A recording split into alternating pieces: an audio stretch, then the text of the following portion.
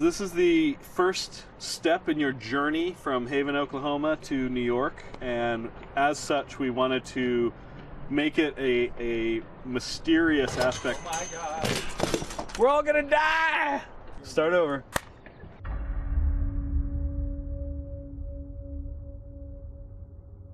Our goal with the boat level was really, we wanted to have actual movement from place to place, actual traversal, since this is a journey game.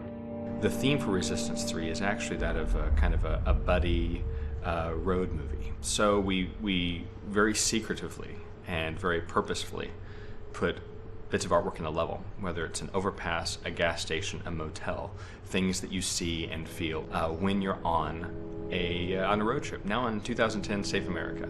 And our goal was to make this, since it's the beginning of the journey, make it really mysterious and kind of take the player through a ride where they would experience kind of environmental storytelling to a level that we really can't do when players are just running through. Look, Joseph, straight ahead. The boat level in Resistance 3 has a couple of responsibilities. The responsibility of describing the spaces between the more static levels that you visit. And so after they leave Haven, they come across a boat and they start traveling on a river, and they run into kind of the Mississippi, and they run into this town. Oddly enough, there is a town that would be great if it was underwater named Venice, right next to the mighty Mississippi. Yeah, so this wonderful little town named Venice. We actually thought about naming this town to Venice. We thought that'd be too bad of a joke, but it matches perfectly. It's Wrightsburg, Missouri, which is a made-up town. It's definitely a change of pace because you've just gotten out of levels where it's crazy, intense combat. So it's like, take a breather and like give you time to take in the surroundings. So this is your first time out of Haven, sort of seeing what the states look like after, Khmer occupation.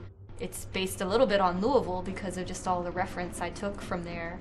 In the Resistance 3 boat level, we actually have this huge climactic bridge crunching sequence that was kind of a technical challenge. We wanted to make sure the bridges felt right, looked right. So she went on location and took some pretty fantastic pictures of the underside of this famous bridge where she's from. The environmental storytelling was really important to us. Right off the bat, Craig Goodman, one of our environment leads, really took charge and just started coming up with this elaborate backstory about this town that had been evacuated. We also wanted you to feel lost and sad because we are in a ruined America. And the most optimistic moment in a year is just before Christmas.